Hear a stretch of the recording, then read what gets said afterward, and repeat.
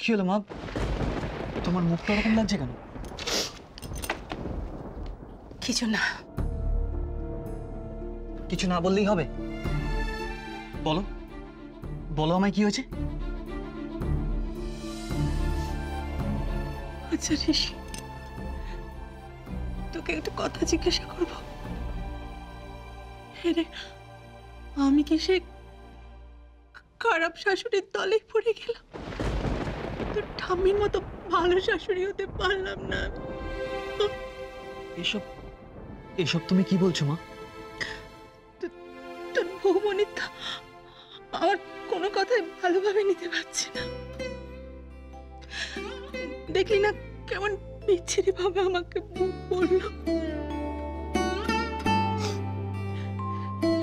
কিন্তু ঋষি, আমি তোকে ভালোবাসার আপ্রাণ চেষ্টা করে যাচ্ছি রে।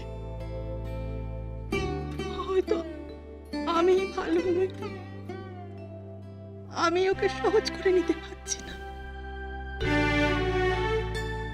ঋষি, আমি কি এতই খারাপ? কে বলেছে তুমি খারাপ?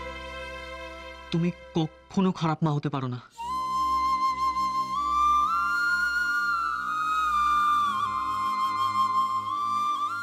একদম না মা, তুমি একদম কাঁদবে না। তোমার দিক থেকে একটা সমস্যা কি হচ্ছে জানো মা? আমি সেটা ফিল করেছি। তোমার সাবকনশিয়াস মাইন্ডে প্লে করছে যে দাদাভাই হয়তো বৌমনির জন্য ভালো নেই, সেই জন্যই তুমি না চাইলেও বৌমনির প্রতি তোমার একটা। কিন্তু মা, এটা আস্তে আস্তে কাটাও তুমি।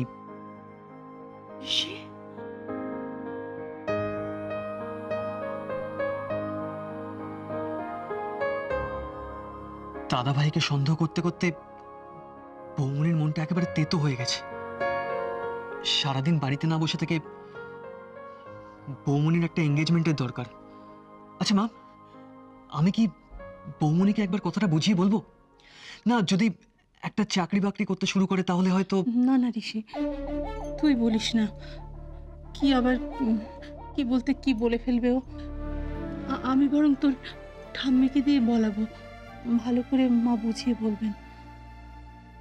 তুই ঠিক বলেছিস ঋষি, তুই ঠিক বাইরে বেরোলে ওর মনটা ভালো থাকবে। কি মা, আমার দেরি হয়ে যাচ্ছে, তুমি চম্পাকে বলো আমার ব্রেকফাস্টটা ঘরে দিয়ে যেতে। আচ্ছা আসছি। ঋষি। হ্যাঁ বলো। তুই অনেক বড় হয়ে গেছিস ঋষি, এবার তোর জন্য বাড়িতে একটা বউ আনতে হবে।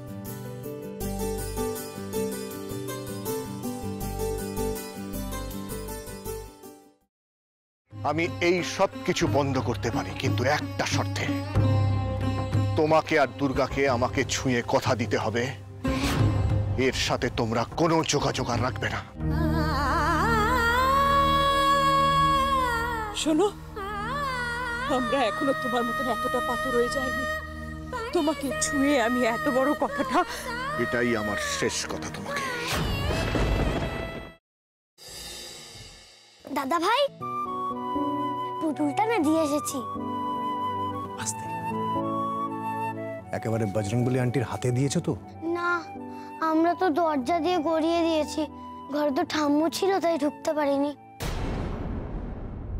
মা ঘরে ছিল? এ বাবা, এটা যদি মার হাতে পড়ে তাহলে তো মুশকিল।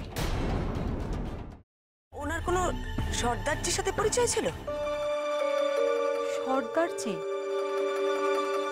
না, ঠিক আছে। আমি তাও বলবো আপনারা একটু ঠান্ডা মাথায় ভাবুন। আসলে আমার জানাটা খুব দরকার।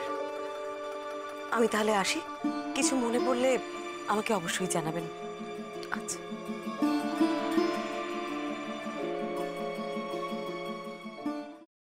ফ্রাইং প্যানে Emami healthy and tasty refined rice bran oil গরম করে তাতে গোটা কালো সর্ষে আর কারি পাতা ফোড়ন দিয়ে ওর মধ্যে একে একে টমেটো কুচি, বাঁধাকপি বাটা, নুন, হলুদ গুঁড়ো, শুকনো লঙ্কা গুঁড়ো আর সামান্য চিনি দিয়ে ভালো করে কষিয়ে নিয়ে ওই মিশ্রণে কুড়িয়ে বেটে রাখা নারকেল, পাকা লঙ্কা কুচি আর কারি পাতা দিয়ে ভালো করে নাড়াচাড়া করে নামিয়ে নিয়ে নারকেলের স্লাইস, পাকা লঙ্কা স্লাইস আর কারি পাতা দিয়ে সাজিয়ে সার্ভ করুন বাঁধাকপির ঝাল।